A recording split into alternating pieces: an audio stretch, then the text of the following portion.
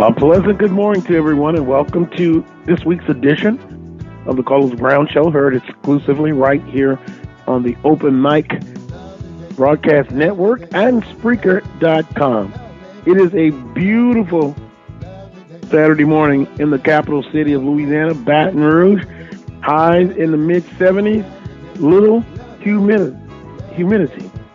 Excuse me. Very little humidity. That's a good thing this time of year. Coming up on today's show, guest menu looks like this. In hour number one, Mike Gegenheimer will join me. He covers Southern University football for the Advocate. Following Mike Gegenheimer will be Dwayne Lewis of the Prairie View A&M Panthers. Now, Dwayne calls the football games on the PV Network. He's assistant AD for communications and marketing. He'll join me in hour number one. So in the first hour, Mike Gegenheimer of the Advocate, Dwayne Lewis of Prairie View A&M Panthers. Hour number two guests lined up for you. Charles Edmond of the Alcorn State Radio Network and the usual flag football segment. And then following Charles Edmond will be Brandon B.J. Jones of HBCU Game Day. He'll join me live from Huntsville, Alabama. A huge matchup between Alabama A&M and Alcorn State. Alcorn State is the homecoming opponent again. Wow. They've been the homecoming opponent for a few games this year.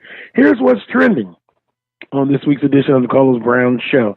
The Air Force Reserve, they're back as the title sponsor of the Celebration Bowl. Kudos to the Air Force Reserve. They're back as a sponsor of the Celebration Bowl. The MEAC extends the contract of Commissioner Thomas through 2024. Got a chance to interview Commissioner Thomas before. A very, very interesting guy. Straight and to the point. But he gets his contract extended as a MEAC commissioner to 2024. Alabama State removes the interim tag and names Jennifer Williams the director of athletics at Alabama State University. Congratulations on Jennifer becoming now the full-time director of athletics at Alabama State. Also, Separation Saturday is a term that we used a couple of weeks ago. Well, it's Separation Saturday Part 2. Two huge ball games in the conference, but I guess all of them are important. But you look at Southern University at Prairie View and the Panthers, a 5 p.m. start, ESPN 3. I'll visit with Dwayne Lewis, of course, but also brother Michael Prince. I'm sure he has some pointed comments of his famed Prairie View A&M. And the first game at home all season. Wow. To say that is unusual, I think so. Just my humble opinion. Also, prayers go out for the citizens, all of them that have been affected by Hurricane Michael this past week. The devastation has been tremendous. So we ask that you keep them in your thoughts and your prayers as far as their recovery period. All of the citizens affected by Hurricane Michael. Southern University and Prairie View A&M Panthers, 5 p.m. today. A lot of times you use the cliche, it is a must game. This is a huge game. You've been hearing all those cliches this week. quite simply, for Southern University to keep the hope alive. Well, we heard that before. To keep their chances alive, they have to come in, and it is a enormous task. It really is. Everybody that I've talked to pretty much has Prairie A&M the favorites in this ball game. Explosive offensively, can put up a lot of points. Then you have Coach Dooley, who got his coaching start at Southern University, played at Grambling State University. Still a lot of people are fond of Coach Dooley at Southern University. Now Southern goes up again. And so you have a lot. First home game of the season for Prairie View A&M. Coach Dooley, Coach Odoms. And if I can use a cliche that Brother Prince used on his weekly or daily show, the whispers. The whispers are in the air as far as Coach Odoms in this season and beyond. A lot to talk about with that. I just think time will take care of itself as far as what will happen. What happens if Coach Odoms runs the table the rest of the season? Then 2019 is the last year of his contract. And I know ideally Coach Odoms wants to have a successful season this year so you can have some bargaining power to go into 2019. Tell you what, if Southern wins the championship this year, don't laugh, then I'm pretty sure he's going to go in and want to negotiate after 2018. But all of that is speculation because it's a game at a time. And particularly coming into today's ball game, we'll look at some of the numbers I'll give you. I've looked at some of the numbers, and they're scary as far as offensively for Prairie View and the Panthers. Southern offensively has just been darn right challenged.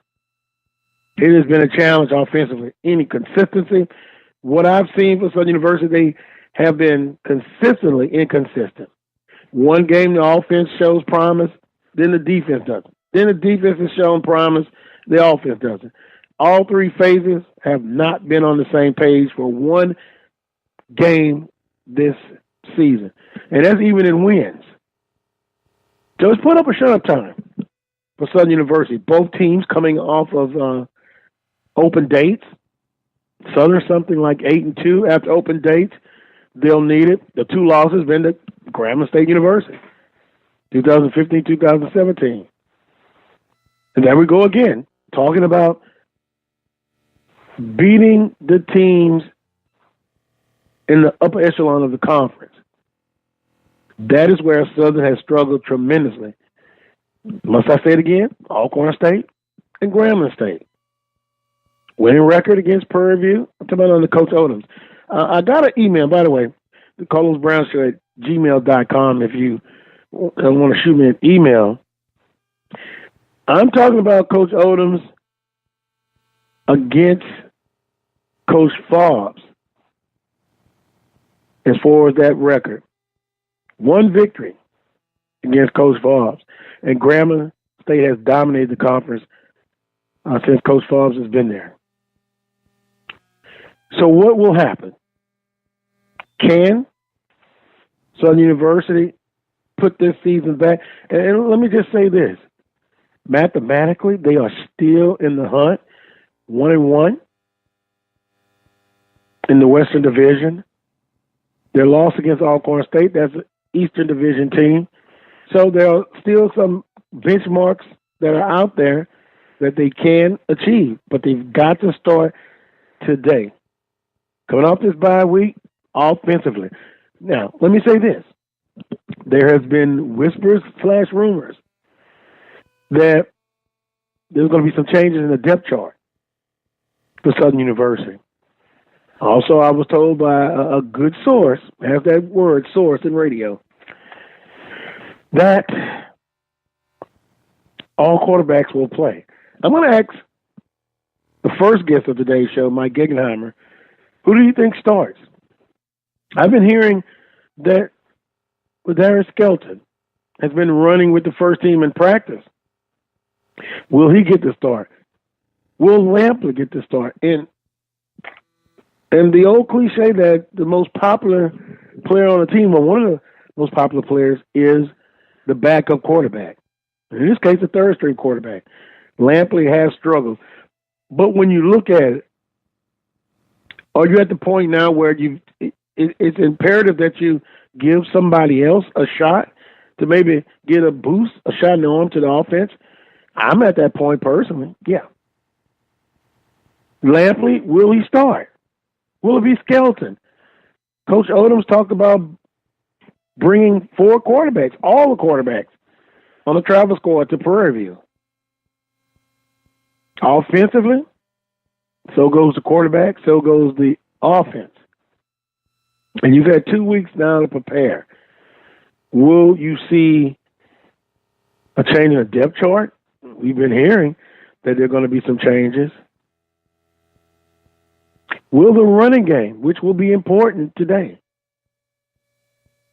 it will be important to establish the run, make the clock your friend, and to keep an explosive Prairie View A&M offense off the field. And it's kind of strange saying this because in the past, this game between these two teams has always been an offensive explosion. Well, Prairie View still explosive offensively.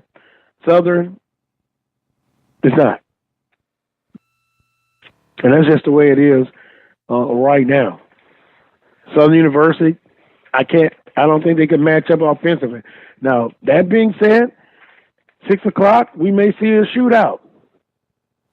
Here's some numbers that I pulled up. I don't want to just give you a whole bunch of numbers, but these are just important numbers to remember.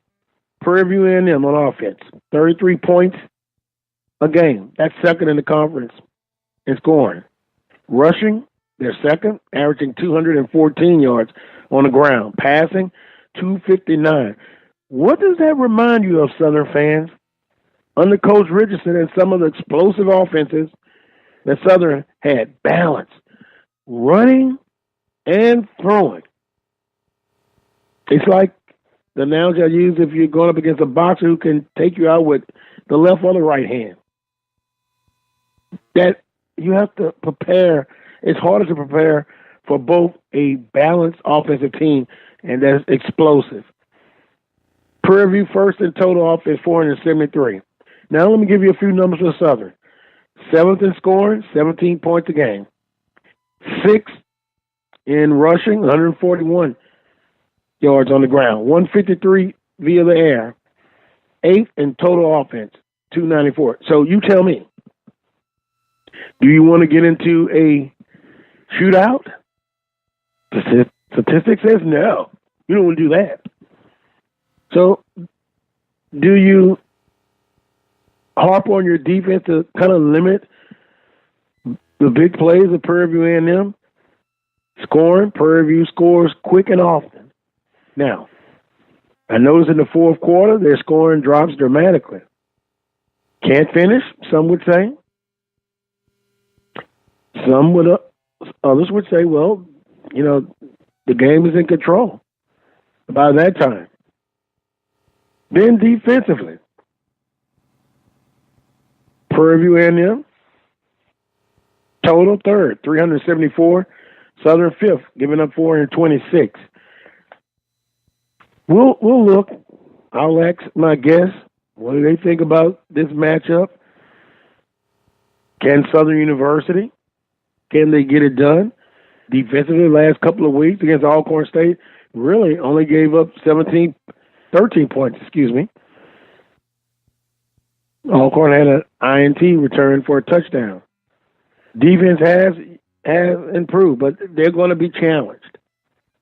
Big plays, not giving up a lot of them, making Prairie View drive down the field. Not too many explosive plays, but I'm just going to be honest with you. You think of explosive plays and high-scoring offense, but this Prairie View A&M team is very balanced. Very balanced. I'll have my keys to victory at the end of the show, and I'll tell you who, in my opinion, who will win. Once again, the guest menu, Mike Gegenheimer of the Advocate. He joins me first in hour number 1, and Dwayne Lewis in hour number 1, Charles Edmond in hour number 2. That's right, Football Report, and Brandon B.J. Jones of HBCU Game Day. I want to do this. Coach Dawson Odoms in the weekly football teleconference that they have every Monday, he talked a little bit about his football team coming off a bye week and then how important it is playing Prairie View today. I'll let you hear an audio soundbite of Coach Odoms talking at SWAC Football Teleconference this past Monday on coming off the bye and playing Prairie View A&M. Well, much needed. I think we addressed some issues that we've had, offense, defense, and special teams. I think we're going to be a fresher football team. We needed the break. We needed to recover, and we did. We were able to do all those things. So it ought to be a fun game. We're getting a chance to go on the road playing against a football team that's playing extremely well. They're doing a lot of good things. They're well coached. They play hard, and they're putting themselves in position. So it's a football game that's going to be highly contested and a lot of motivation and determination and grit. And I just think it's going to be one of those games that in our conference that everybody looking forward to see. And that's what I think it's all about. That's what our bye week was about. We got after our guys pretty good. We mixed it up pretty good. We're about to play against a very talented football team. That was Coach Dawson Odoms this past Monday, SWAC Football Teleconference. Every Monday, the coaches in the conference talk about last week's opponent, and then they kind of preview this week's opponent. Southern and Prairie View coming off of a bye week, 5 p.m. today, ESPN 3. Huge implications for this football game. Quite simply, in my humble opinion, Southern drops this ball game, and most prognosticators say they will. It will be very tough for Southern to reach some of their goals without some help. And, you have to depend on somebody else. It just makes it that much tougher. But it's always best to control your own destiny as far as your benchmarks, your goals for this season. It'll be interesting to see. 5 p.m., Prairie View A&M and Southern University. And some of the intangibles in this ball game, as I talked about earlier, Coach Dooley in year number 1, now head football coach, Prairie View A&M, playing their first home game. The history of Coach Dooley with Southern University, getting his coaching start under the legendary Coach Pete Richardson. Jaguar Nation still fond of Coach Dooley. And the rumors have started already. We don't like to talk about a lot of rumors, but it's no secret that if things don't work out at Southern, I talked to fans that would love on their wish list to have Dooley come home. Simply put, just like that. Don't know what'll happen. Still, got more football games to be played. Coach Banks will have a decision one way or the other. Coach Odom's contract ends in 2019. He would like some bargaining chips. Right now, not many chips if the season ended today. But it doesn't end today. Still have some more of the season to play. What will happen as far as Southern University football? You can email me at the Carlos Brown Show at gmail.com. If you want to leave a comment, Facebook Messenger open, or you can leave a message on Facebook page of the Carlos Brown Show. Going to take a timeout right now, the first of today's show. First guest, Mike Gegenheimer of The Advocate. He covers Southern University football. He'll be coming up next after this short break. You're listening to this week's edition of the Carlos Brown Show, heard exclusively right here on the Open Mic Broadcast Network and Spreaker.com.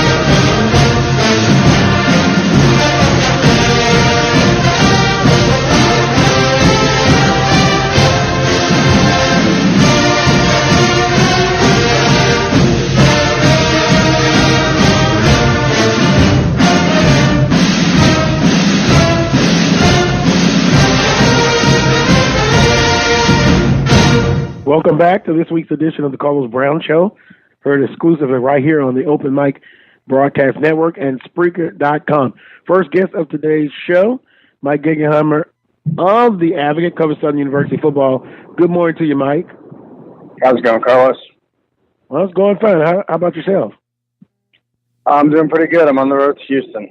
So. Well, I appreciate the time. Safe travels as always. I'm going to get right into it. Who gets the shot? Who gets the start at quarterback for Southern University today? Oh, it's still going to be John Lampley, and he'll probably receive most of the snaps. I think today is mostly more trying some different things out and just letting some of the other guys play. I don't think it's going to be all John Lampley today that we saw the last couple weeks. The offense has just been really slow to get going. A lot of inconsistency, which is a big reason why he got the job to begin with. Is that consistency or what they believe to be consistency? And we just haven't really seen it yet. So I think it'll still be Lampley going forward. And barring anything crazy, I think it'll probably be him for the rest of the season as well.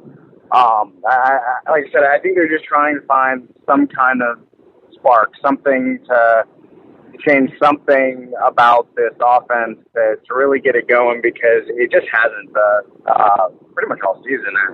Everything has been very slow to develop. Outside of the last, or pretty much the middle two quarters, the second and third quarter against Alabama A&M, we really haven't seen the offense consistently move the ball that well. So they're just searching right now, and I mean, you're halfway through the season. There's got to be a decision somewhere. So I understand that. Let me put this scenario out here. If Lampley struggles somewhat, who do you think would get the next shot at getting in and running the team during the game? Everything we've seen is that it should be Bubba McDaniel. He's gotten the number 2 reps pretty much since the end of last season, after last season, throughout the spring and the summer, he was the number 2. Whenever they need to give Lampley a break, during this year, they've gone to McDaniel first. I know Skelton is a fan favorite. He has been able to show some signs of being able to move the ball. He's very athletic. He definitely run. I just don't know. I think it goes back to that consistency and just being able to move the football. I don't know if he's shown enough in practice to really give this team confidence to just hand the ball over to him. I think if his time does come, it might be next year.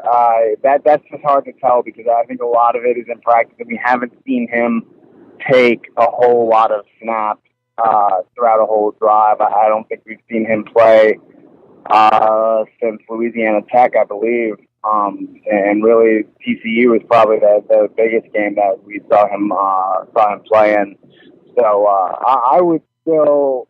There's nothing right now to suggest McDaniel won't be the number 2. I should probably put it that way. Very interesting. You said something, a fan favorite, and I've heard the same thing. Skelton, boy, that second, sometimes that third string quarterback is the most popular player on the team. I'm sure you heard that. Visiting with Mike Gegenheimer, who covers Southern University football for The Advocate. Any other adjustments to the depth chart? Any major changes? Because we really heard a lot about they've got to evaluate and look at maybe moving some people out and putting some people in. Any other adjustments to the depth chart that you know of? Yeah, unfortunately, Coach Odoms wasn't too forthcoming with some of those changes, just as there likely will be. The way he kind of described it is maybe not necessarily starters, but who are the second and third string guys who come in. I think they want to rotate a little bit more, just to keep guys fresh, especially when you look at, again, on the offense, that running back room where it's really just been Devon Ben and John Lampley carrying the run game, and we haven't seen Mims, we haven't seen we haven't seen Prophet at all the past few weeks, and Carlos Stevens, we've seen a little bit, but still not a whole lot of. So I think they want to rotate a little bit more just to keep, if nothing else, to keep Devon Ben fresh, because he's kind of wearing down when you put him up the middle and let him take a lot of hits. I mean, that takes a toll on guys, especially towards the end of games when they need them. So I would expect to maybe see a few more of those running backs get some more handoffs earlier in the game. And then the same for the wide receivers. There's 3 little guys that are such big playmakers and were great last year. They're good, but Southern definitely wants to push to make sure to get some of those bigger guys in the game. You can read about that in The Advocate today. That's my game day story. Just about how they really haven't. They made such a point of going out and getting those tall, long receivers, and they just haven't used them a whole lot yet. Trey Smith has really been the only one to get into that offense, but we haven't seen a whole lot from Hunter Register, and even Randall Menard hasn't had a whole lot of impact on this offense. So I think you're going to see a lot more of them as well. Mike, let me ask you your thoughts on the going into fall camp, the strongest unit on the team, the offensive line. Have they played up to par as far as this season so far to this point? I think they've been adequate. I don't think the problems are all on them. I think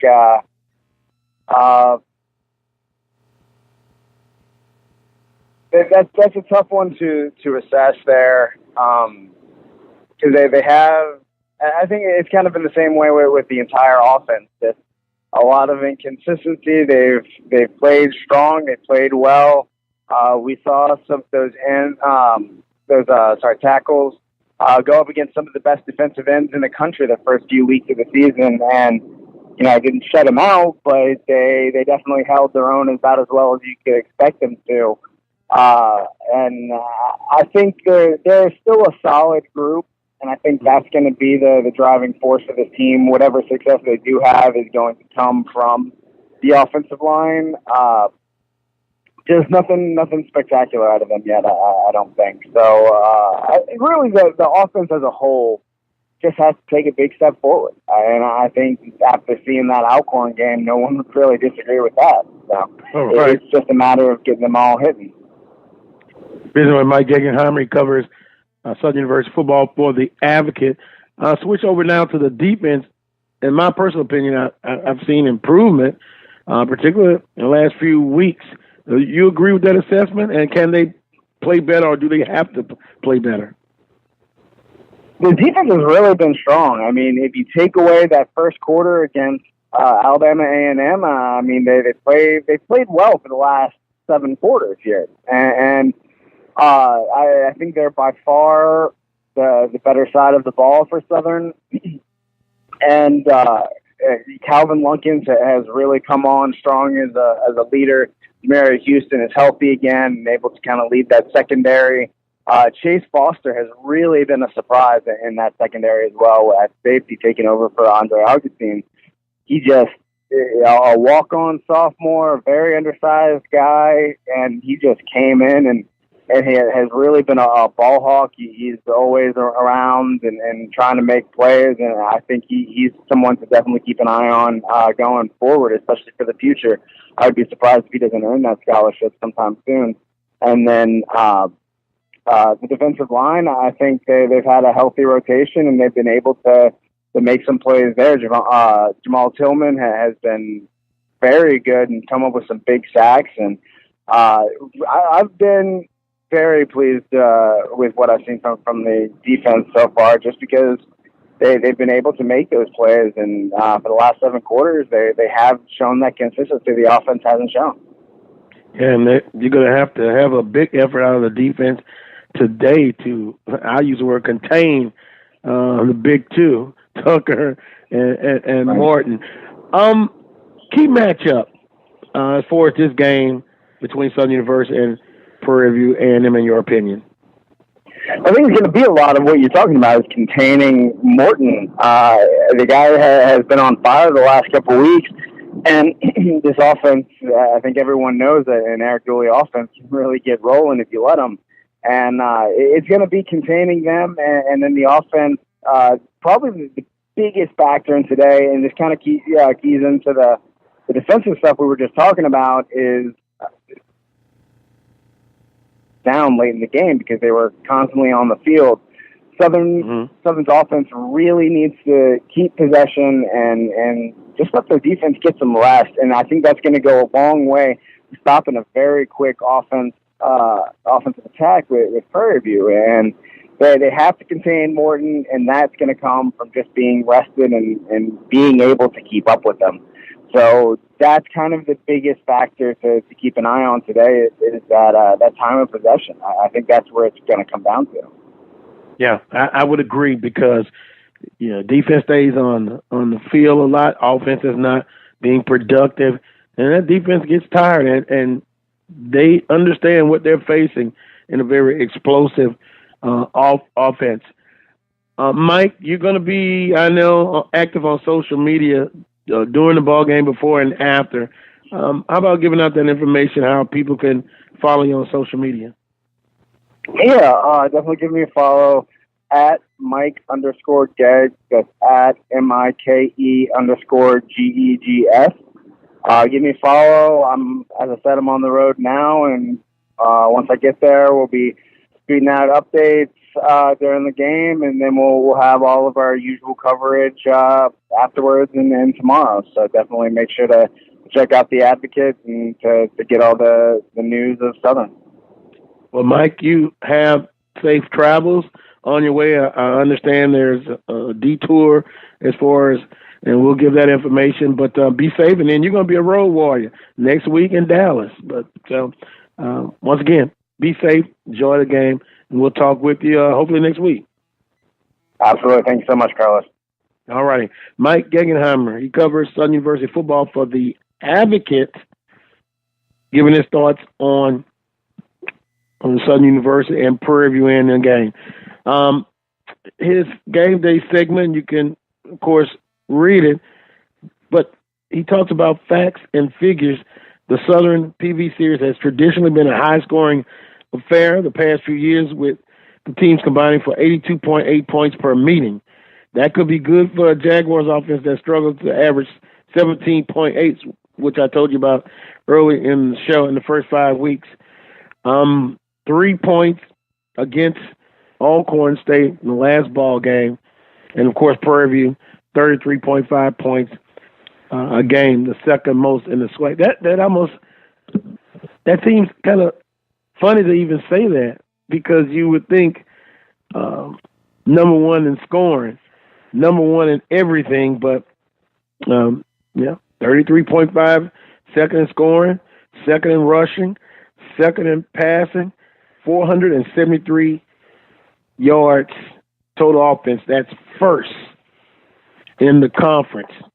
Quarterback Jalen Martin has already won SWAC Offensive Player of the Week twice. This season is on pace for a spectacular junior season. Martin leads the league with over 1,400 yards passing and 13 touchdowns. And then also, you got to account for his legs. He's done a good bit. He's done great in when he's not throwing the football, running with it. And then Tucker just, second in FCS and rushing, a little speed guy. Speaking of that, let me bring in now brother Mike Prince. I'm sure he knows a lot about Prairie View A&M's football team. I just mentioned about some road closure and construction going on. Can you give us an update on that, and then I'll quickly get your thoughts on this Southern University and Prairie View A&M football game today? Good morning, Brother Carlos. And yes, good morning. The roads actually were closed at 8:30 this morning, Highway 290, picking up around that 610 area. So if you're not familiar with coming to Prairie View another direction, there are a couple ways that you could go around about doing it. You can actually go 45 south and exit at 2920, which will take you back to 290, or you can go 45 south to FM 1488, which will bring you on the backside of Prairie View A&M University, or you can go I-10 west and try to pick up on Highway 99, which will take you to 290. That could get you to Prairie View A&M University. So those are the three of the roundabout ways, unless you got a helicopter and you can just drop right off on the yard. Well, I understand that, and to me, that's just foreign. I understand what you're saying because I'm not from the area, and when I do travel, that's why it's important to have an entourage or a GPS, but sometimes that can fool you. But or riding with someone who knows the landscape of the roads, that is important as well. But I knew you would know the current situation as far as roads. I had read a brief announcement about the road closures, and govern yourselves accordingly. Leave earlier and what have you to make sure you don't get stuck in traffic, and also you can make the necessary adjustments. Now, with that being said, your thoughts on this football game at 5 p.m. today between Southern University and Prairie View and the Panthers? Short and sweet. Prairie View wins by 13. I just think timing and everything. Timing is everything. Firepower. A lot of people keep focusing on the Prairie View offense, but what has really been the turning point for this team is how they've been putting it together on the defensive side. And I really believe that Quentin Bell, and this is just me reaching out, I believe Quentin Bell is going to have an explosive game today. First game at home. He gets a chance to display his athleticism. This guy started out as a wide receiver. He's now playing defensive end, runs a 4.5 40, and he is really coming into his own. In each game, he's getting better and better, and I really think he's going to have a monster game today. Well, I'll tell you what, and you just mentioned speed, and I'm of the adage that you can't run away from a guy like that. You got to run actually to him. And let me ask you this: what size is he? Is he undersized? It depends on who you ask. 6'4", 240 pounds, defensive end. Oh, that's a nice size and good speed. That's a nice size, and so he can handle his own. And that's the main thing they've been working on. His hand work is phenomenal. And anybody that's ever played on the outside. It's really like an outside linebacker. And if you understand, Mm-hmm. you have to have that good combat skills with your hands to get these big guys off of you while your head's on a swivel, and then have the speed and the agility to get them if they're trying to run at you or away from you. So he's been a pleasant gem and a surprise on the defensive side for PV Nation. Well, a lot of people have been discussing this ball game. I call it Separation Saturday Part 2. You know, we talked about the other Separation Saturday a few weeks ago, but quite honestly, Prairie View A&M, they win the ball game today. They are really in the driver's seat, really comfortable in the driver's seat, and the loser of this ball game, mathematically, they'll still be in it, but in all purposes, I think if Southern loses this ball game, it's just going to make it that much difficult for them to achieve their goals and benchmarks for this season. Well, there's no doubt about that, Carlos. What has been the turning point for the past few years has been how you fare up when you go head-to-head with Grambling, and then how you take care of everybody else. And a major hurdle for PV Nation was the 22-16 victory over Grambling. Now you have that, as you mentioned earlier, a 500-pound gorilla off your back. Now let's keep these guys focused, and let's take care of the next opponent. In this case, it's the Southern Jags. As much as I'm fond of Coach Odom, and I believe he's still a quality coach, I want you all to make your run after today. After today. You understand? So, I understand now. Brother Prince. It's nothing personal at all, brother. It's business, huh? It's all business. It's business. Prairie View A&M 3-3 overall, a very tough non-conference schedule. Played up twice, like Southern, 2-0 in conference play in the Western Division. Southern 2-3 overall, 1-1 in conference play. Also a member of the Western Division.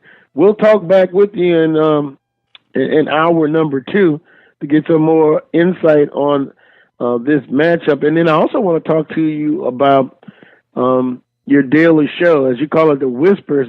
And you had an interesting point as far as with Coach Eric Dooley and his relationship with Southern University. And the Whisper / talk is already out there, and it's out there big time. And if this game doesn't go well for Southern University, I think that talk will even get louder, if you get my drift. I definitely get your drift, sir. And we'll be here in the second hour ready to discuss it. All righty. I'm going to take a timeout. When I come back, I'll visit with Dwayne Lewis, Assistant AD Communications and Marketing for Prairie View A&M, and also he calls the football game for the Prairie View A&M Panthers. Kind of get his perspective on this big matchup. If you're just tuning in, Prairie View A&M and Southern University, Separation Saturday Part 2, one of a couple of big games in the conference. We'll talk about all of them, but up next, Dwayne Lewis. You're listening to this week's edition of the Carlos Brown Show, heard exclusively right here on the Open Mic Broadcast Network and Spreaker.com. I'll be right back.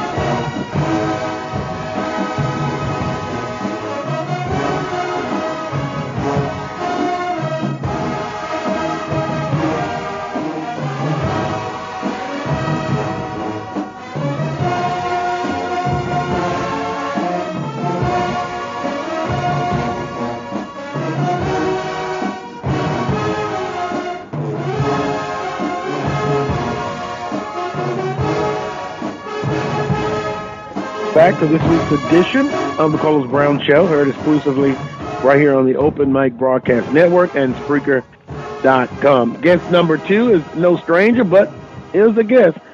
Dwayne Lewis, Assistant AD at Prairie View A&M Panthers for Communications and Marketing. Dwayne, good morning to you, sir. Good morning, Carlos. Good morning. You doing okay now? You got a chance? You're not on the road for once. Man, I'll tell you what, after more than 5,400 miles of travel over those 6 games, it was great to wake up and drive to campus for the first home game of 2018. Yeah, I can understand and imagine all of the miles and all of the hard work. And although it's still hard work for a home game, it's good to be able to kind of have your normal home game routine. With that being said, Dwayne, Prairie View's coming off an open date. How's the shape of this Prairie View A&M football team? Bye came at a great time. Certainly with the travel, we didn't talk about it, didn't make mention of it, but it takes something out of you to be on the road 6 consecutive weeks. Guys responded well during that time, but the bye came at a great time. Got a chance to get some guys some rest in terms of not having to grind of getting ready for another game. Some guys with some bumps and bruises, which are common this time of the year, and give some new guys some additional reps, and also do some self-scout. Take a look at what we've done, kind of the good, the bad, and the ugly over those previous 6 games, and then get back to work this week getting ready for today's game. So good time, good 2 weeks for us, and definitely refreshed and ready to go at home for later today. Well, an evaluation period for Coach Dooley and his staff at Prairie View A&M Panthers, as you mentioned.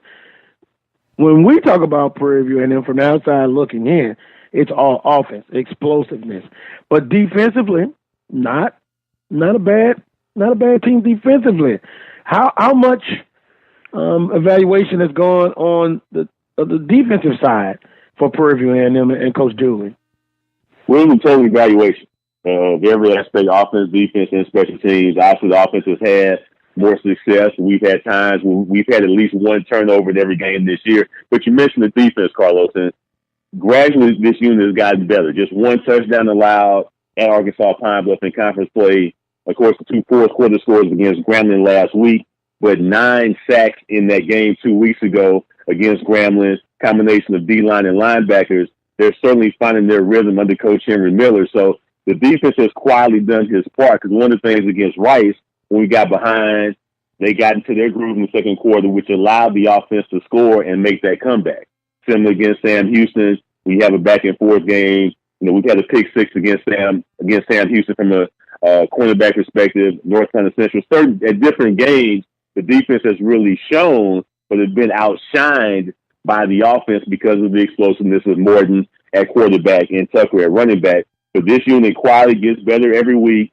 I mentioned the 9 sacks, multiple takeaways in the last few games, and really finding his groove under Coach Miller. So without the defense, we don't have a shot. And as hopefully the season goes forward, they'll continue to get more notoriety for what they're doing quietly to make this team win. Visiting with Dwayne Lewis, Assistant AD for Prairie View A&M Panthers, Communication and Marketing, also on the football call on the Prairie View A&M Football Radio Network. Key matchups, I know offense versus defense and what have you, but in Coach Dooley's eyes and yours, what is some of the key matchups in the ball game today between Prairie View A&M and Southern? Certainly establishing tempo. Offensively, we want to play fast. We definitely want to play fast, run the play, get yards, look to the sideline, get the call, get lined up, go. As fast as we can play, we want to establish tempo. Defensively, we've got to be able to stop the run. We expect them to come in and try to establish the run game. They've been kind of a 60-40 run-pass team on offense. There's been a lot of talk about potentially playing all 4 quarterbacks. Coach Dooley traditionally is a guy that will adjust on the fly. Won't wait until halftime, won't wait until the third quarter. So if personnel changes happen, we'll adjust with those changes if and how they happen. So certainly I think those 2 things are key. And a lot of it, I think, is just handling the moment. It's going to be a tremendous atmosphere. Carlos, for the first time with the home game, the Dooley home opener, Marching Storm for PV Band's going to be here. Human Jukebox is going to be here. It's going to be a zero-quarter battle starting at 4:15, 45 minutes before kickoff. So the atmosphere is going to be somewhat like a classic game as it was in Dallas 2 weeks ago. Which team can handle the moment once the moment arrives? Because it's going to be unlike anything that they've experienced so far this year. Speaking with Dwayne Lewis, assistant AD at Prairie A&M University for Communications and Marketing, kind of talking about some of the key matchups. Weather should be perfect. I'm assuming beautiful day here in Baton Rouge, Louisiana. I'm guessing the same in Prairie. Overcast right now. It's been a little bit cooler than expected. The rain was not supposed to be a factor right now. I don't think it will be later. Temperature is outstanding. Right now, probably low 70s, right around 80 degrees. Should be a good day. We're expecting more sunshine early, but hey, South Texas like South Louisiana. You know, if you don't like it, give it an hour or two, it's going to change. But temperature-wise, should definitely be outstanding. Again, the RVs are rolling in, overcast, but temperature-wise, going to be really good for football here today. But we'll keep an eye on things as they move forward. Slight rain chance, and we'll look at the forecast now. But I don't want to do what our good friend Charles Edmond does. So he'll get on the broadcast and he'll do his Al Roker and talk about weather to bring rain into the equation. We don't want to say the R word, so I'm going to leave that be. I understand how we talk to Charles Edmond in hour number 2. Would it be fair to kind of give us an assessment or projections of attendance today? Attendance should be good. You know, we're I think as a culture, we are a walk-up crowd. I see it in multiple schools. We'll wait till game day and get on site and buy tickets. I'm expecting a large walk-up crowd here at Panther Stadium, but we should be close to capacity, if not all the way sold out. Because again, a lot of alumni from Southern live in the Houston area. Of course, a lot in Dallas, so it's a short drive down. So you have that element along with the first home game for Prairie View football. A lot of the excitement totally coming off the win over Grambling 2 weeks ago for the first time in 5 years. Very interesting. Very interesting. Let me pivot now back to, of course, Coach Dooley. Got his coaching start under the legendary Coach Pete Richardson at Southern University. I know he talked about the X and O's, what they have to do as far as, you know, playing against Southern University. Do you think, from a personal standpoint, his feelings about this game is the same, or is it just a little bit different because of his history with Southern University? I think him having gone back to Southern already as an assistant, I think he is more able to navigate the emotions of that. But certainly Southern has been a pivotal aspect, as you mentioned, in his career. He has great reverence for Coach Richardson. There are times, Carlos, I was fortunate when I was in school when Coach Richardson was hired to cover Southern football for 4 years. And there are times that if I close my eyes, it could be Eric Dooley talking, it could be Pete Richardson talking in terms of the same words and phrases that they use. Coach Richardson has been the biggest impact in Coach Dooley's career. So you can't look at Southern and say that it's just Southern as it relates to him because of the 14 years spent there.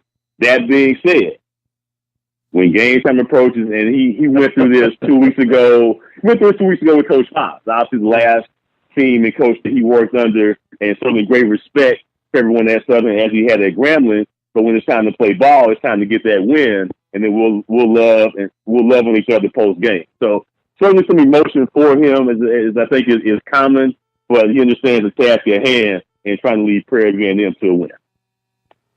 I can understand that, and I've gotten emails from Southernites who talk about the success that they've had the last time they visited the beautiful stadium at Prairie View A&M, and my response was, that was last time.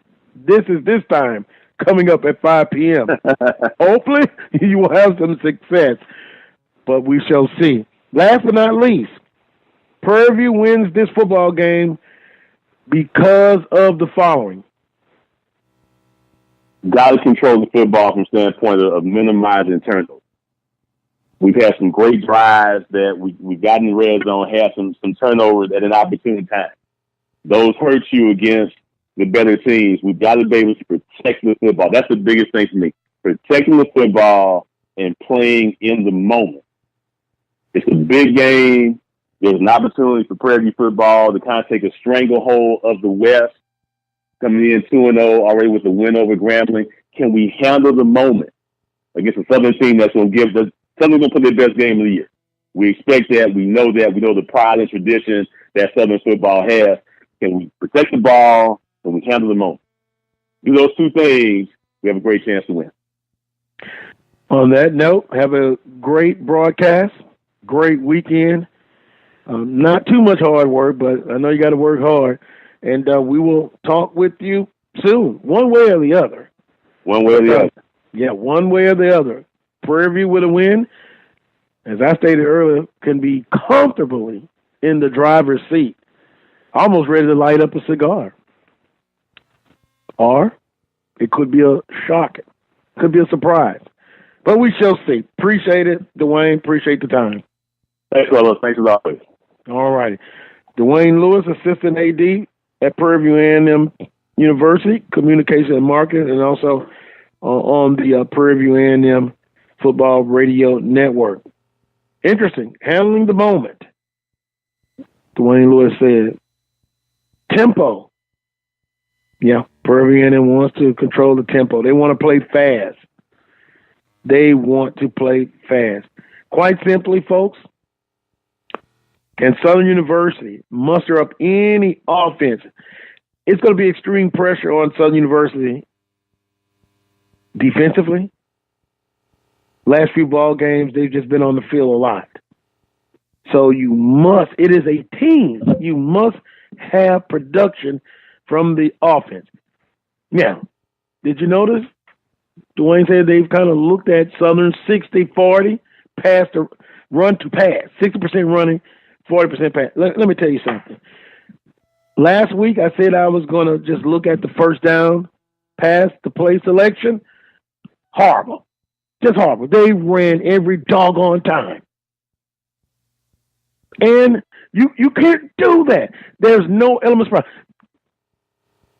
If I'm a defensive coordinator, if that's what you're going to do, and we go by tendencies, I'm going to put 8 people in the box.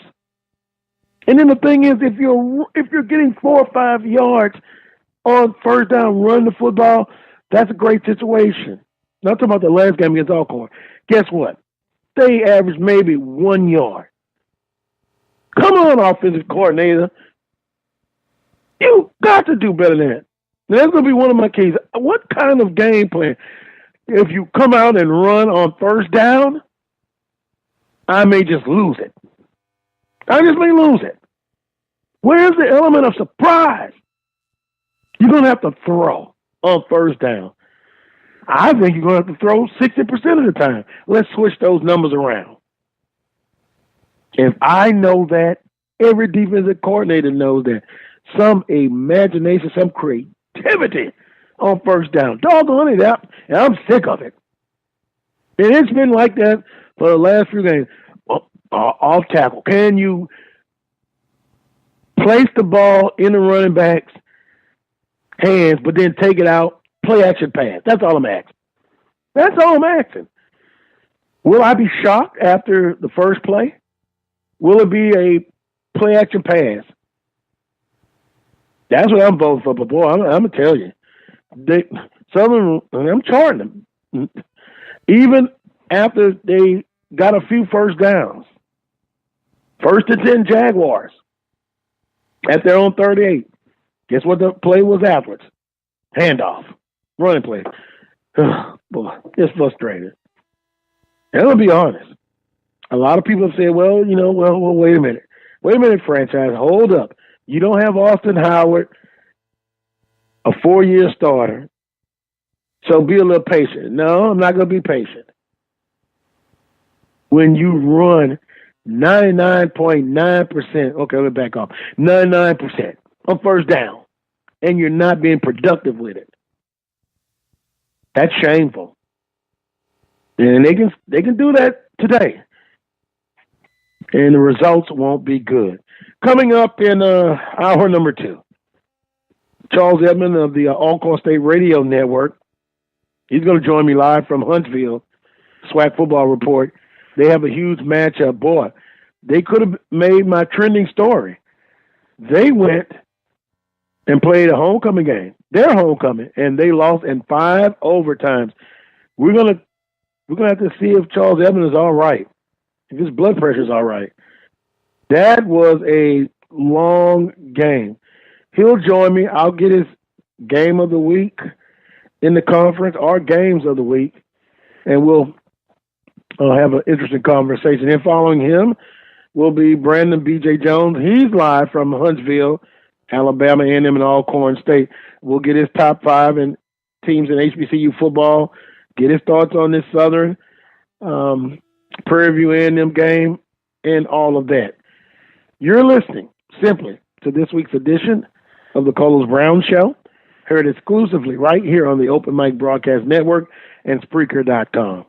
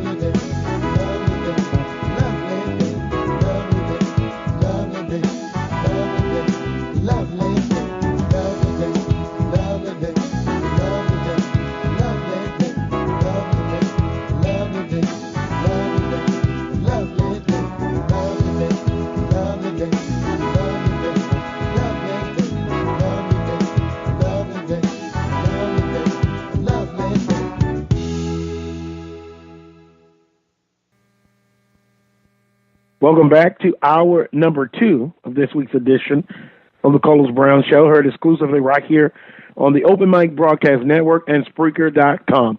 First guest in our SWAC Football Report, Charles Edmond of the Alcorn State Radio Network, live from Huntsville, Alabama. Charles, good morning to you, sir. Good morning. You all right, Charles? I guess I'm doing okay. Yeah, you know where I'm heading with this one.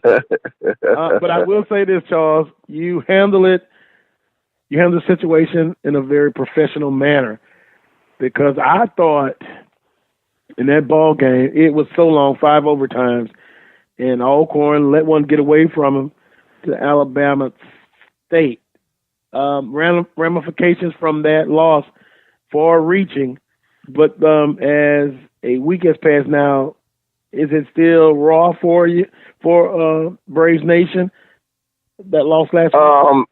Yeah, it still is. I think probably maybe Thursday, I think people started to turn the page. People are going to be talking about this one. This is one of those that 10 years from now, people are going to talk about this game last week. And just the fact that our kicker, our all-conference kicker, was 1 for 7. Our quarterback was benched in the second half.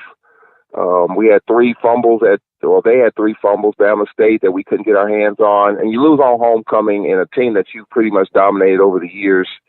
So this will be talked about. This will be one of those that people will be talking about for a long time. But, you have to move on. And this game is even more important, because if you lose this one, you're probably not going to get to where you want to be. And that's just the reality of it. And I'm sure we'll talk about it, but don't let a game beat you twice. That's kind of the mantra this week in practice. Don't let the Bama State game beat you and then carry over to this one, because A&M's going to be ready. It's their homecoming. Their fans are ready. I'm here looking at them, celebrating and all of that, because they won 2 in a row, and they're one of the top teams in the league right now. And one of 2 big games, maybe 3, in the conference. Let's just do this and get your input. In the Eastern Division, or the East Division, Alcorn State, 3-1. Alabama A&M 2-1. To your point, a huge matchup, big game today. Jackson State mathematically, and let me say this, it's still early. Jackson State 1-1. Alabama State 1-1. Mississippi Valley State 0-1. So to your point earlier, this game today, the winner will be feeling just a little bit more comfortable in the Eastern Division. It's early, but for some teams, it's getting late. And I think for the Braves, you have to look at it. We're probably the only team in the league that's yet to have a bye week, and we won't have one until November 10th. So you look at this game, we play A&M, we got Grambling, we got Prairie and Jackson State. That's it. And so while these games are going along, if the Braves don't get it done today, they're really going to be on the outside looking in, and they're going to need some help, not a little bit. They're going to need quite a bit of help to win their 5th straight division title. Clearly, Alabama State, they haven't even played an on-campus SWAC game yet. They're at South Alabama today. I think they have a trip to Houston, and the rest of the games are at home. So they haven't been in this position where everybody's kind of looking to see what they're doing. A&M can't go to the championship, but they can still win the division. They can keep you from going to the championship. That's the ironic thing about what we're looking at now, considering what A&M has done. It's still early, but already comparisons, Carlos, have been made to what A&M is doing right now to what Grambling men's basketball team did this past spring. They couldn't go to the postseason. They couldn't go to the SWAC tournament, but they won the regular season. It's still early, but for some teams, it's late. I think for Southern, it's late. I think for Alcorn, they got to win this game to stay in the conversation. Visiting with Charles Edmond of the Alcorn State Radio Network in our SWAC Football Report segment. Then if we look in the Western Division, or the West Division, Prairie View A&M 2-0 in conference play. Grambling State 1-1, Southern 1-1. Excuse me. Texas Southern 0-2. Arkansas Pine Bluff 0-2. Southern and Prairie View today at 5 p.m. Prairie View is already defeated. Grambling State University, albeit they had to hold on at the end, but a Prairie View victory today. I stated earlier in hour number 1 that they're going to be sitting very comfortable in the driver's seat in the Western Division. Yeah, and it's all about Southern right now. I mean, if Southern doesn't win this game, I mean, you can kind of stick a fork in it, because anytime you're playing a division rival, it really counts for 2 games if you just take a step back and look at it. Because in any tiebreaker, the first tiebreaker is head up, meeting with that team that you're tied with, and if you don't beat that team, you lose out on it. So for Southern, this is it. I mean, and I was reading this week, it's been reported they may play 3 quarterbacks. That's interesting. Trying to get Lampley ready. And for Southern, it's all about today. If they don't win today, they probably won't get to where they want to be, and it could be a very difficult second half of the season for them, because unless Prairie View collapses, and anything can happen, but you don't see it happening realistically. It's all about what Southern does today. They have to win this game. For Grambling, they play Texas Southern, and I'm kind of waiting for TSU to play a complete game. That hasn't happened. It could happen, and if that's the case, looks like Higginbotham will probably be a quarterback today. If Grambling doesn't win today, then Grambling won't be there. So I said it last week, Carlos. It unfortunately is working against us. I think by Halloween, and I was just assuming the Braves would handle business last week, that if the Braves won last week and kind of take care of their business by Halloween, they could lock up the East. Prairie View, if they handle their business in the next couple of weeks, they can lock up the West, and by Halloween, it won't be much to talk about. But for Prairie View, that's still the case. But for Alcorn, if they don't win by Halloween, it could be very difficult to win their 5th straight division title. But to your point, Prairie View controls the West, and they can have a stranglehold on the West with a win over Southern. And if Grambling stumbles against Texas Southern today. Yeah, and thus the whispers, I'll steal that from Brother Prince, the whispers will get even louder. And by the way, I got an email that I'm going to read before the show is over with, to the effect of what this one person thinks about what's going to happen as far as with Southern University and the potential of some changes. But speculation, still have a lot of football left to be played, but you're starting to go toward the 3/4 of the game that are over with. Charles, last week, week 6 results, Alabama A&M, one of the hottest teams in the conference. They were all over Texas Southern 42-21. Of course, Alabama State, a 3-point victory over Alcorn State 28-25 in 5 overtimes. Boy, that was exhausting just listening. So I know you were exhausted. I'm like, wow. But you couldn't tear yourself away from the broadcast. It was just very interesting. Jackson State comes from behind, or shall I say holds on to defeat Arkansas Pine Bluff 30-27. How ironic, albeit Arkansas Pine Bluff with their struggles defensively, Jackson State scores over 20 points. Air raid gone in the McCall offense. How about that? Yeah. Grambling State all over. I'm going to get your comments. So Grambling State all over Oklahoma Panhandle State 62-7.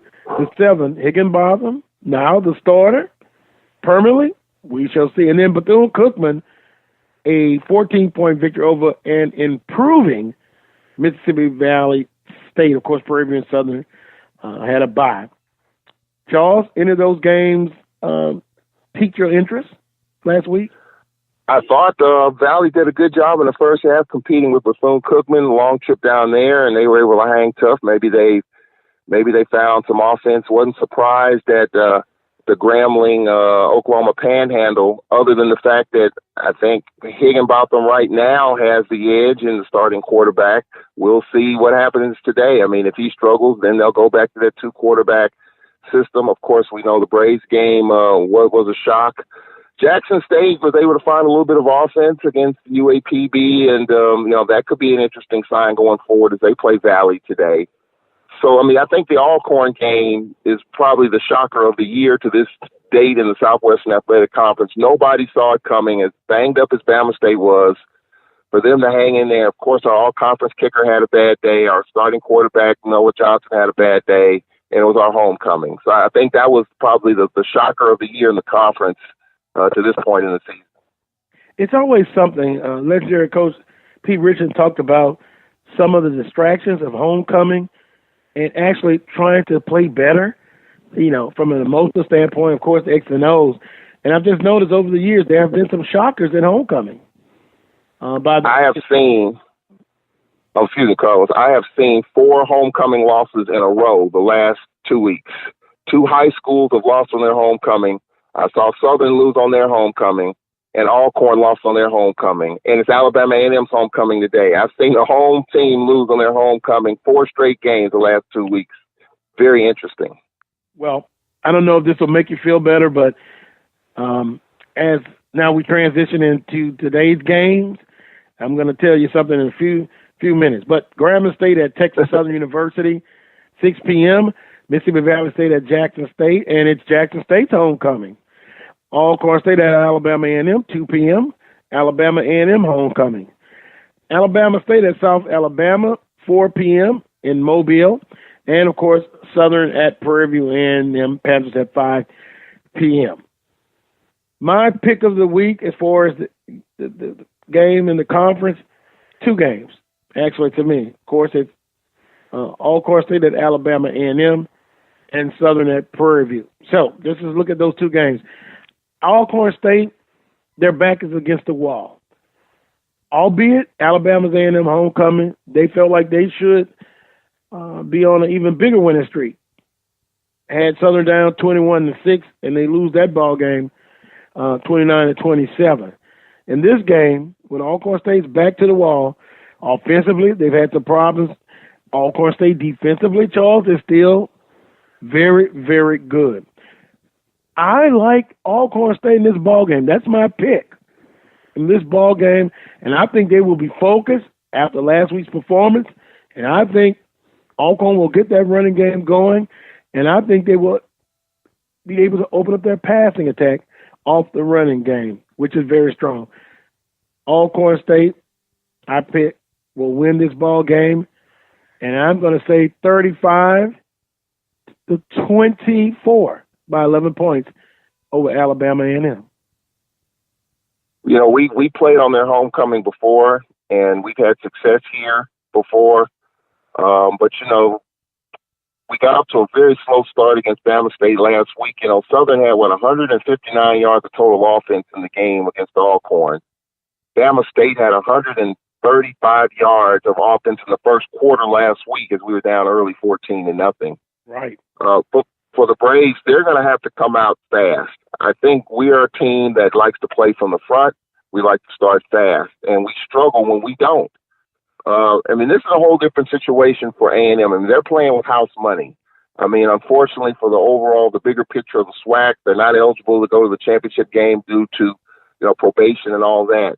But you talk about a team that's loose, and I talked with Ted Dixie, their radio guy, this week, and it's just loose and carefree, and really not a lot is expected this year. But what they're doing right now, that's dangerous. When you're playing with house money, and that's what A&M's playing with right now is house money. The big game for them is the Magic City in a couple of weeks, but right now fans are excited about what's happening here. They're scoring a bunch of points. Is something that they've struggled with in previous coaches with James Spady and Anthony Jones. They're scoring some points to run in the football, to run the heck out of it. And if we don't stop the run, which we struggle to, even though we have the number 1 defense, one of the top in the FCS, they're going to try to chew up time and move sticks. Fans are excited here. We're going to have to match the energy and intensity.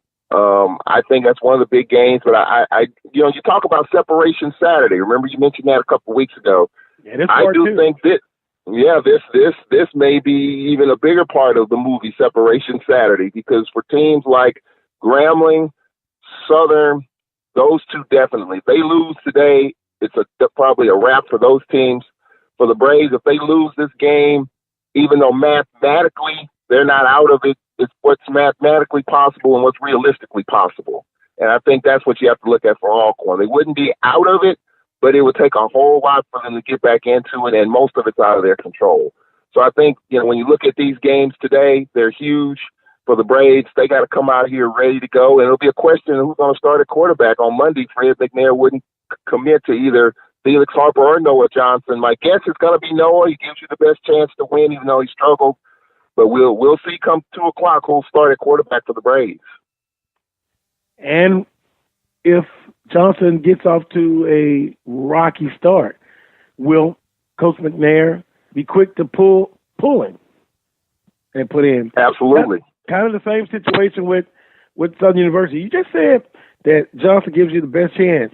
And believe it or not, I may get a brick thrown at me. I think Lampley at Southern right now, that's still the best quarterback. But, again, if he gets off to a rough start, do you pull him for backup number 2, McDaniels, or backup number 3, Skelton?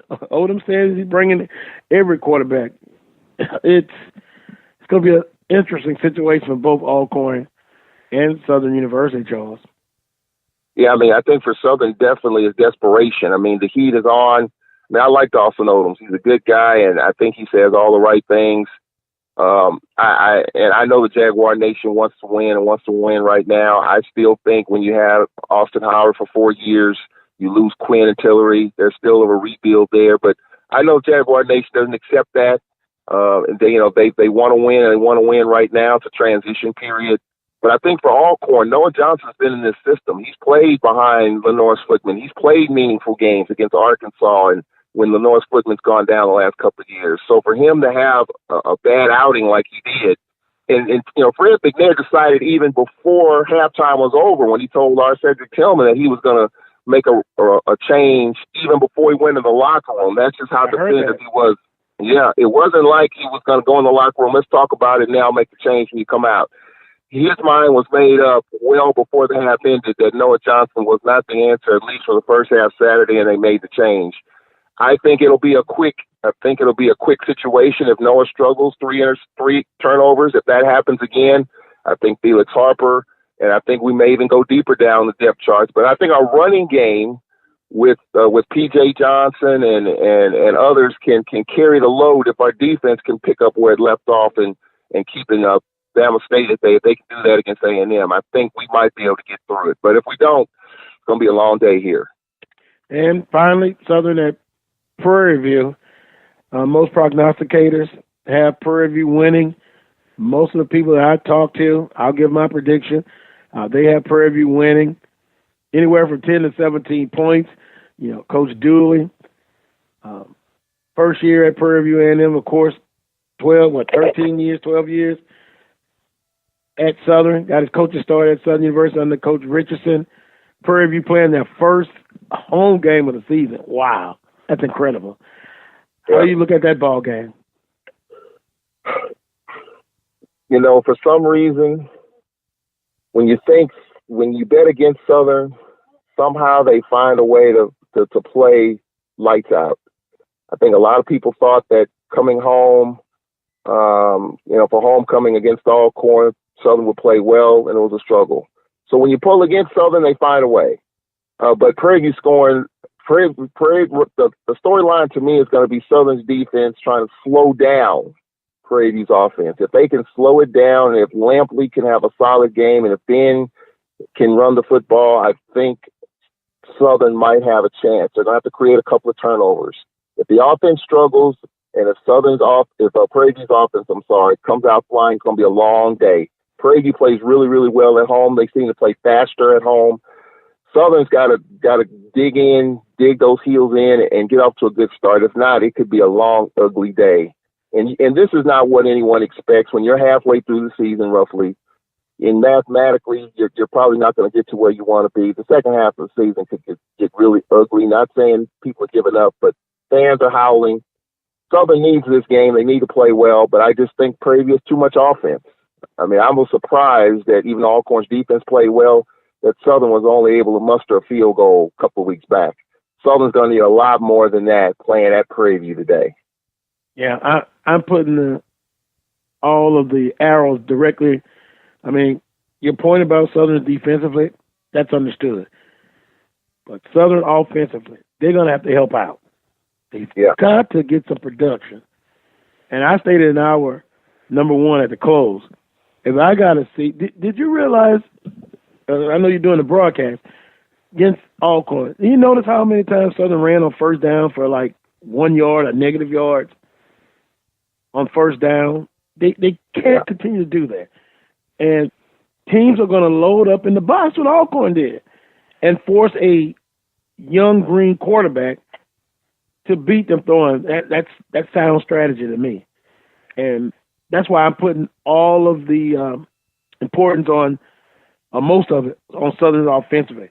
Can they be productive on first down, pass the run ratio on first down, just being productive? That's because if it's three and out, and then Prairie View and then with their racehorse offense, explosive offense, Southern's defense, although they've been playing well, they're going to get worn out on the field. So I'll I'm say this. Most of it on Southern's offense. I'll say this. There's only, and what you're talking about is called playing behind the chains. When you only pick up 1 or 2 yards on first down, you're behind the chains. Penalty, 2nd and 15, 3rd and 11, that's called playing behind the chains. Yep, The Braves have been behind the chains a lot this season offensively. There's only one team in this league, I think, in my opinion, that can play behind the chains and find a way to move the sticks, and that's Prairie View. So if Southern is playing behind the chains all game long, it's going to be very difficult. Prairie View is a team that 2nd and 15, 3rd and 11, they can spread you out, and they can find a way to pick up the first down. Southern can't be in that situation today if they expect to win. Yep, it could be a interesting long ball game. It could be over quickly, but Prairie View is favored, and they should be.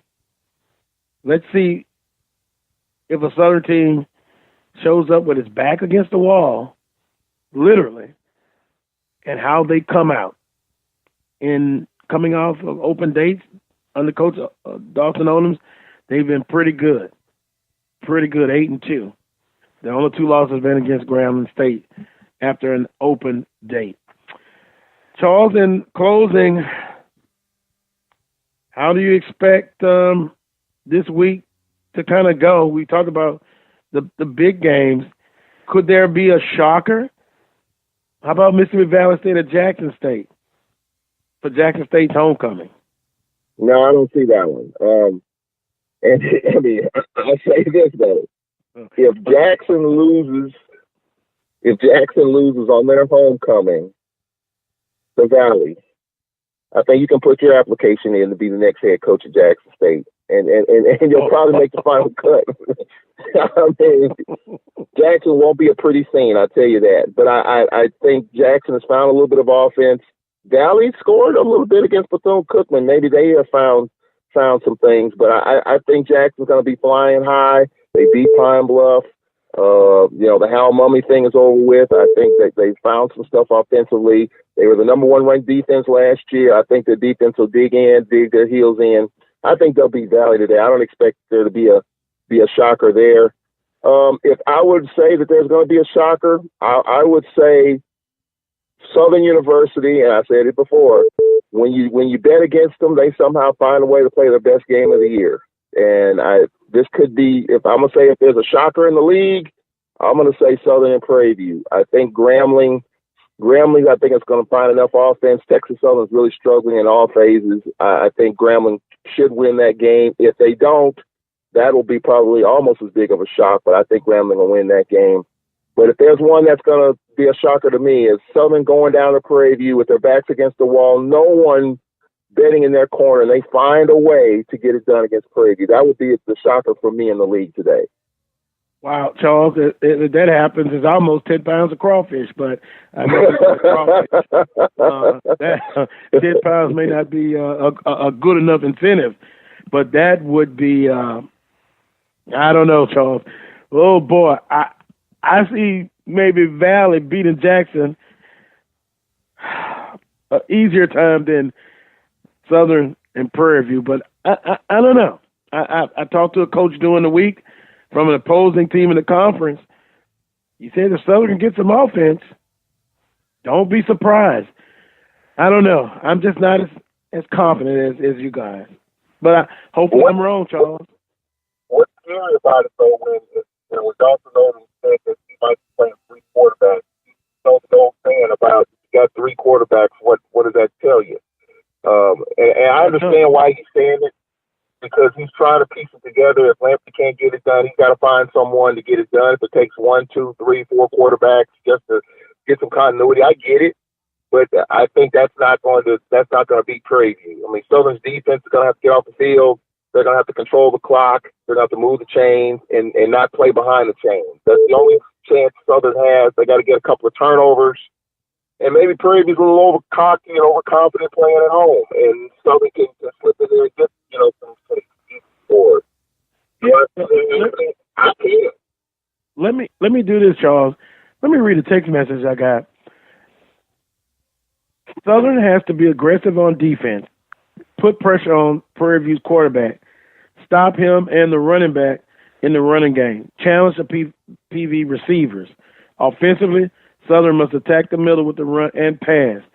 Southern needs to establish a run and keep Prairie View's offense off the field. Special teams need to help the field position and make good on field goal attempts, protect the ball, and 0 turnovers. And we need in-game coaching, i.e. adjustments, not running on first down when it's not successful. Mix it up. I think that about nails it, along with what you've said, and Brother Prince. Should be a very interesting ball game. About 8 o'clock, one way or another, we'll know who will win the football game, who has won the football game. It'll be very interesting. Finally, next week, Alcorn's on the road at Prairie View, correct?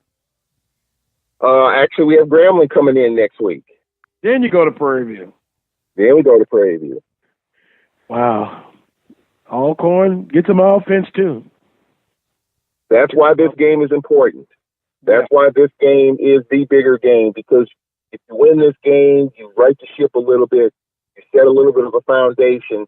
I mean, you're going to have to go through the top 2 teams in the league, the SWAC champs and the team that's playing the best, no matter what happens today. But if you win today, you feel good, come home, you got Grambling coming in, and you can kind of build from there and just try to see how things go. I mean, Bama State is yet to play, and I say it again, Bama State is yet to play an on-campus SWAC game. They're at South Alabama today. I think they play in Birmingham, and then they go to Houston. The rest of their games are at home. But they've never been in this situation before. How do they handle a little bit of success, especially after beating Alcorn?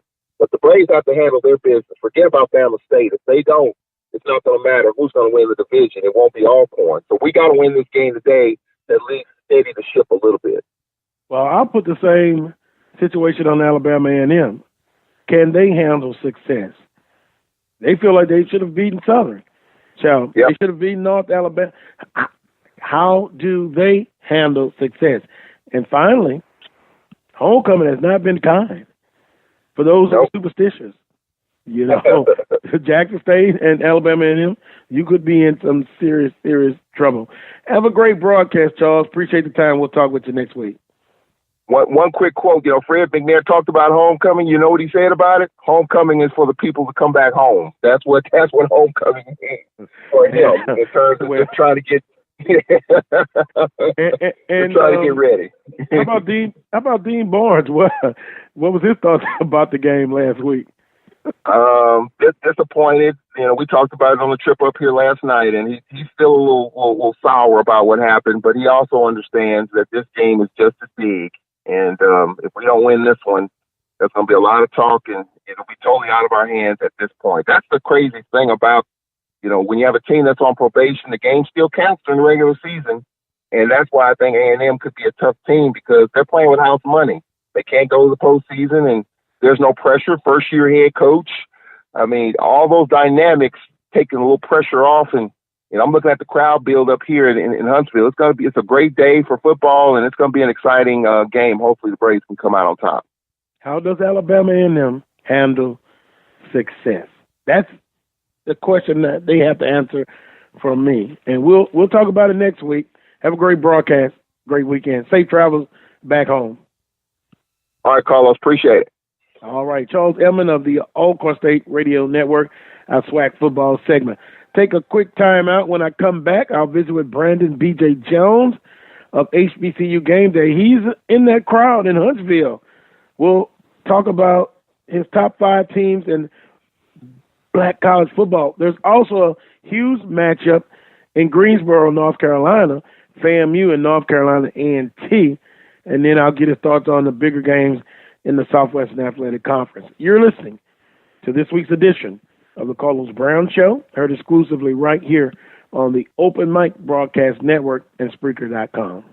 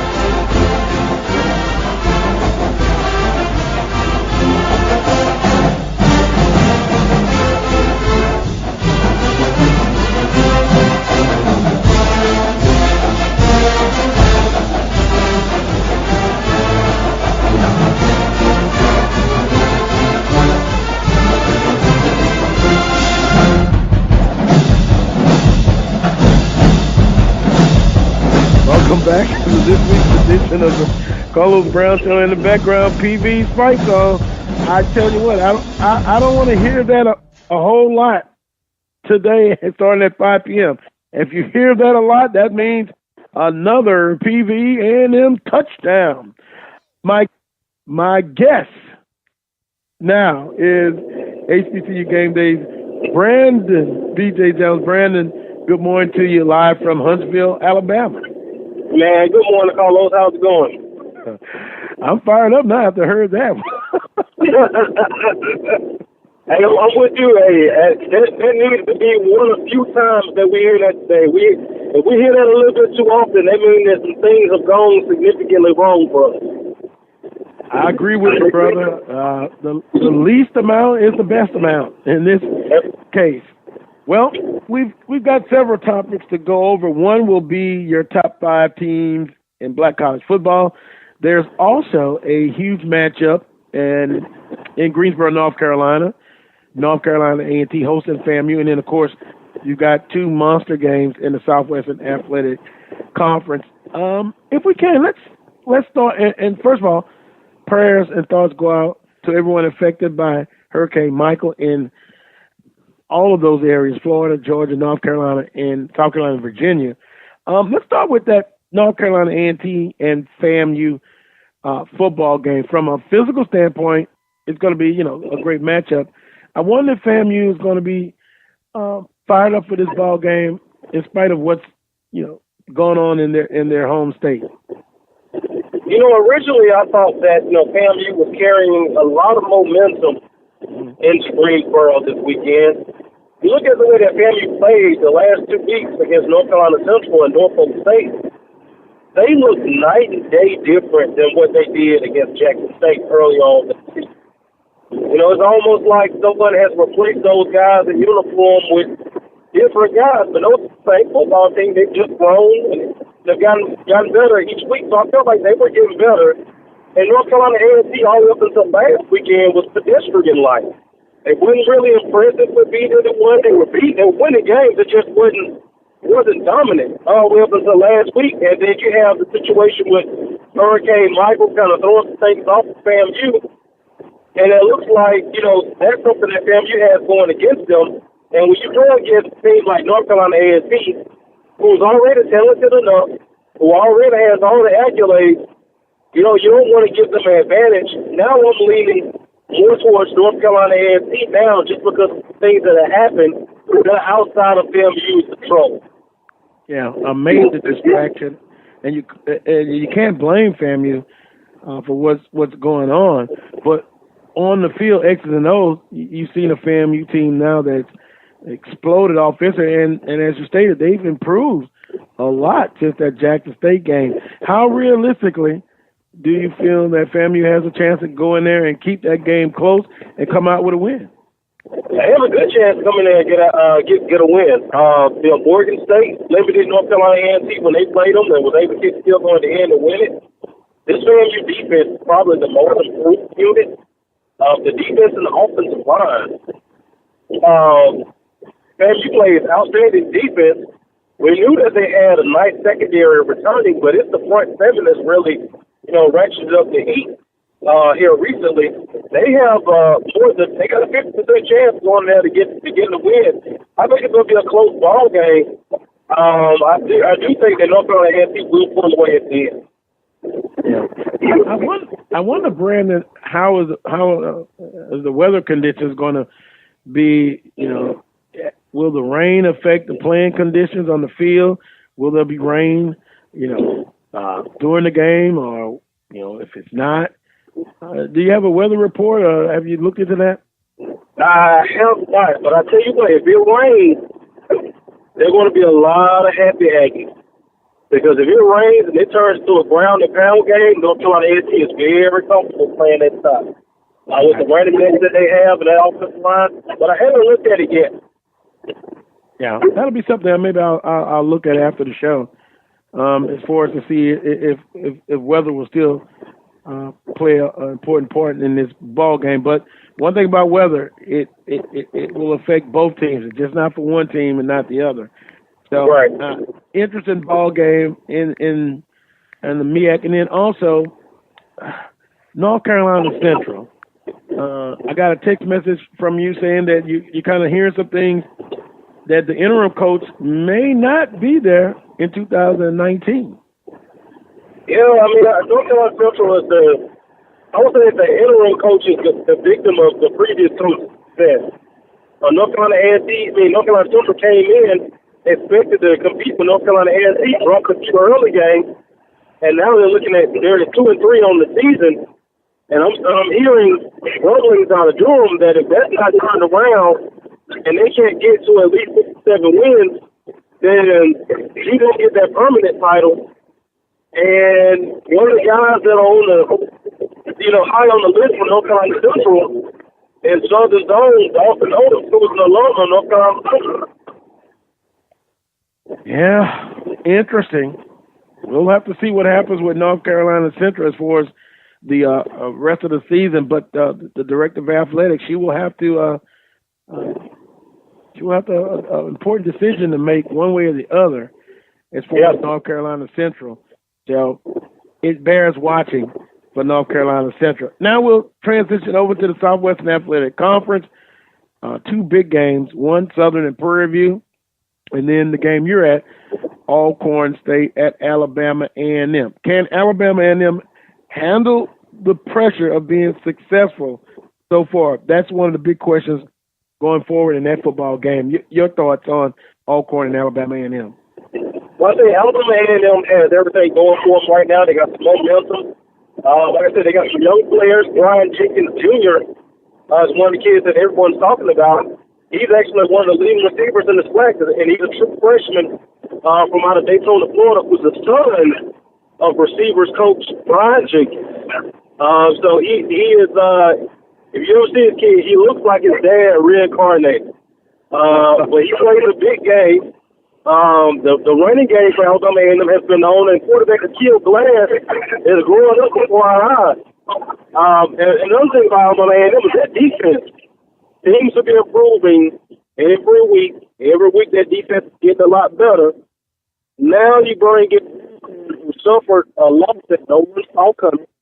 Everyone felt like but Alabama State.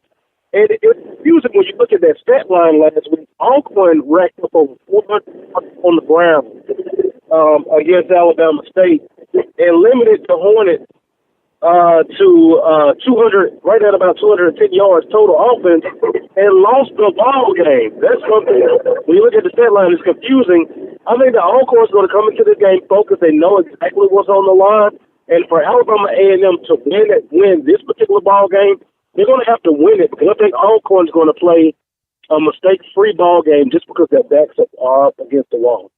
Yeah, that's exactly what I said in this second hour of the show. I just really believe that Alcorn, the performance last week, is going to leave a bitter taste in their mouths, and they're going to come out clicking on all cylinders.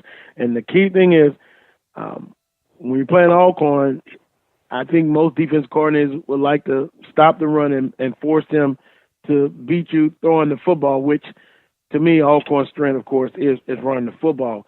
So that being said, then Alabama A&M, I still have the question, how will they handle success? They're ahead of the curve as far as winning, and Coach Maynard has done a good job so far with this football team. So Charles Edmonds just said they're playing with house money, and he feels that they're very comfortable and that they're going to be comfortable coming in that game. But I just want to see how they handle success. And I like Alcorn State in this ball game, just for some of the reasons I've just stated. Yeah, I mean, we've seen how Alcorn is prepared and how they've played when their backs are against the wall, because we've seen them do it in years past. With Alabama A&M, they're sitting in a new territory where now people are starting to notice the improvements that they're making, and now they've gone from the hunter to one of the hunt. And that's not easy to transition to, especially not easy to transition to in one season. So A&M was playing with house money, and for you to be back as a program, you have to beat one of the big programs. They didn't beat Southern. Now you have Alcorn, you have Grambling later. You have to beat one of those traditional powers before people will ever consider you being back.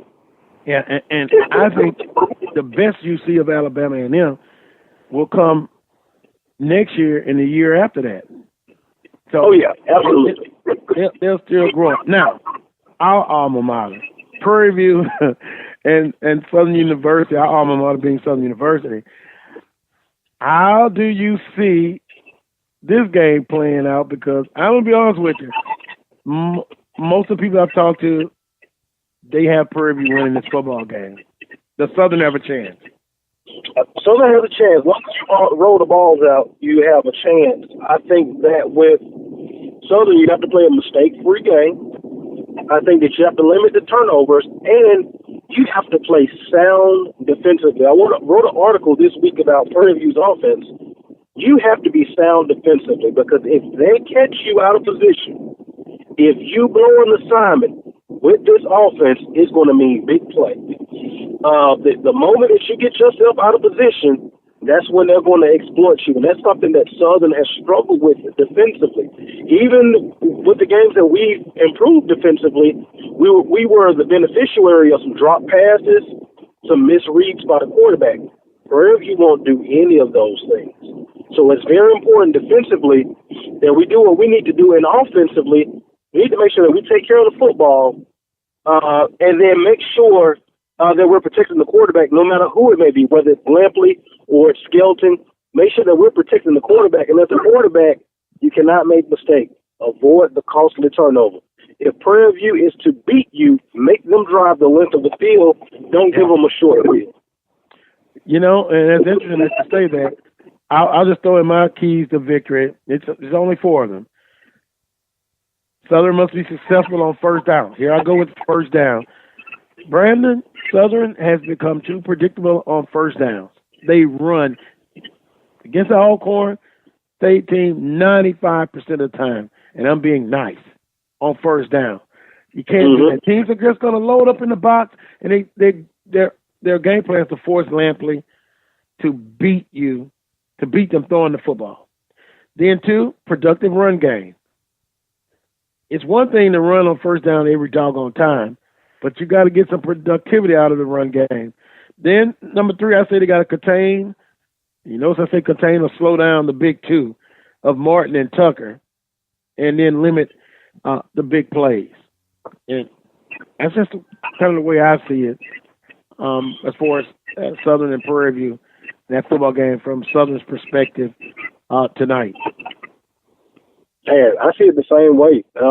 Same keys. The biggest thing I think what Southern fans are going to be looking for is how do we look offensively?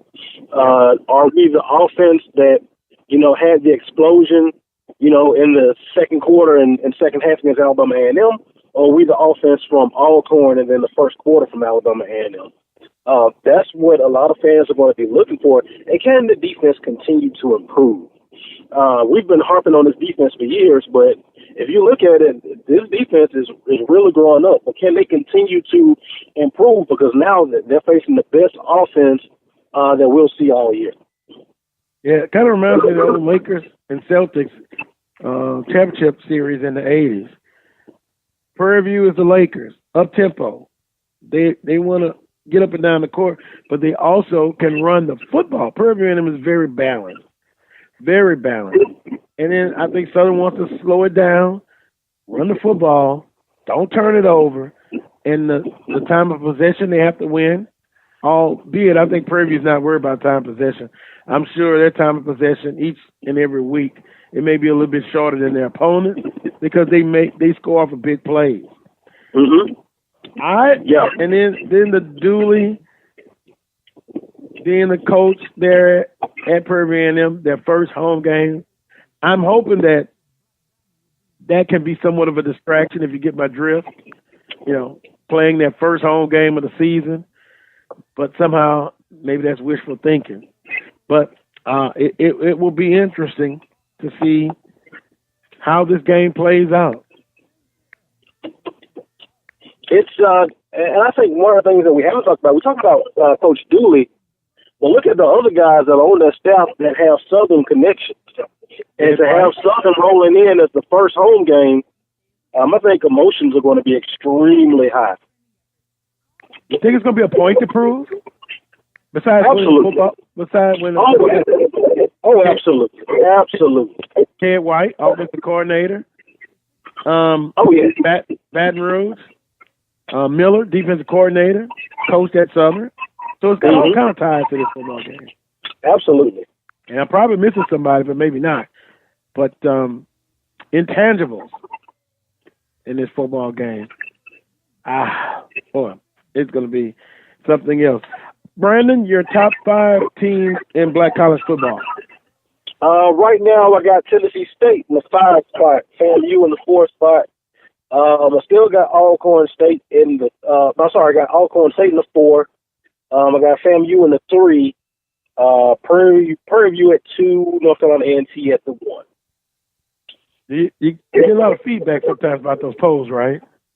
I probably get about. It's amazing that I'll tweet, but when I tweet out the polls, I will probably get about 120 to 180 mentions throughout the week. Yeah, that is good, and I'm sure some people will agree, some will disagree. Oh, why was number 2 not number 1, and number 4 be number 3? But this is good dialogue, good discussion. And I always tell people the polls are week to week. Don't worry about everything's going to play itself out. People are going to be exactly where they're supposed to be. It'll all play itself out. Well, I'm gonna play myself out. I'm gonna tell you now. I could be in trouble if it's a run on first down for Southern. I'm gonna lose it. I'm gonna lose it, Brandon. I'm gonna lose it, and I mean, and I'm serious about that. I mean it. I want to see some creativity. I want to see some productivity. I want to see Coach Berry call the best game he's called since Tillery. I don't think that's asking too much.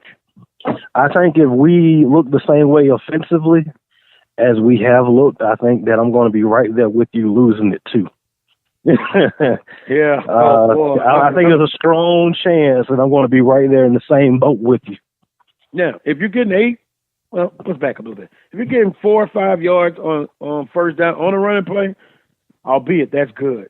But what I saw a couple of weeks ago, not. And teams are just going to load that box up. And that's Right. the way they should play. Beat me, young quarterback. And, you know, they wouldn't do that if Austin Howard was there. But, of course, Austin's eligibility is gone. But you've got to know your personnel, and you have to make adjustments accordingly. Okay, enough of that. I'm off my soapbox with that play first down, pass to play ratio. Oh, boy, I get frustrated there, Brandon. I think we all do. Yeah. Well, you enjoy your football game today in Huntsville. Safe travels back home. Appreciate it. And we shall talk next week. Have a great week. All right, Manny. Have a good one, Carlos. All right. I'll try to calm down. Okay. Man, what you do, man? Yeah. Yes, sir. All right. All right. Brandon V.J. Jones at HBCU Game Day, talking some black college football and some of the big games in the SWAC and the MEAC. Let me see if I can read this email that I got. And you can always email me at carlosbrownshow@gmail.com. This is from MY, and the title is Whispers. Carlos, the whispers can get louder if they want, but we are not getting Coach Dooley. If Dooley wins the conference, and in parentheses, and that's a good possibility, Prairie View will want to ink a long-term deal with Dooley. And remember, the higher-ups at Southern don't like to pay anybody, i.e. Sandy Peel. Well, how I will respond to that is, there's business, then there's friendships. Business will always rule out most of the time. Here's the situation, hypothetically, my theory. Let's say the season runs its course and is not productive for Southern University. Southern will have an opportunity, the people of influence, that's the way I like to put it, to make a decision. Now, some people have said, well, you know, let it run its course. 2019 is the last year of the contract. But what if? What if Southern decides to make a move? Then I think you should have a short list already prepared of who you want to talk to, okay? And it doesn't necessarily have to be Dooley or nobody else. There are a lot of good quality coaches out there. But what will be your criteria for a new coach? Do you have a plan together? Will it be Coach Banks' total call? Somehow I think it will not be because it's football. We know in the past Banks has been able to have autonomy in making that hire. And the people of influence were comfortable and liked the decision. But football, I just think it's going to be a little bit different. Okay, MD, Dooley will be the next coach at JSU over my dead body. I just got that one. I appreciate you, Mike. That would not be good. But to MY's point, you don't think Prairie View will, let's say if he runs the table and he wins the conference championship, he gets to the Celebration Bowl, you don't think they're going to want to put Fred Washington want to put something in place to keep him there?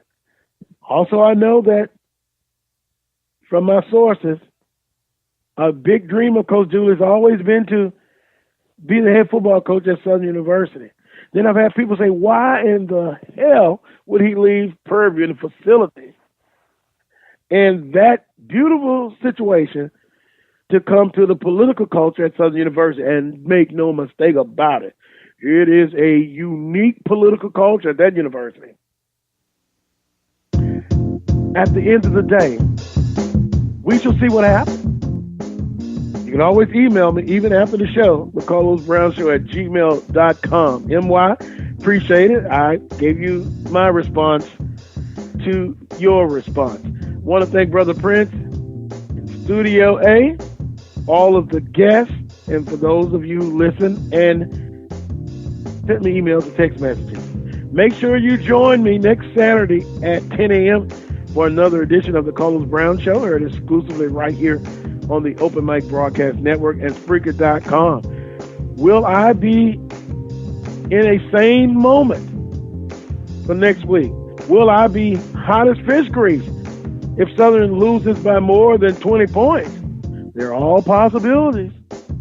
But I will be back next Saturday at 10 a.m. for another edition of the Carlos Brown Show. Have a great weekend. Peace and God bless.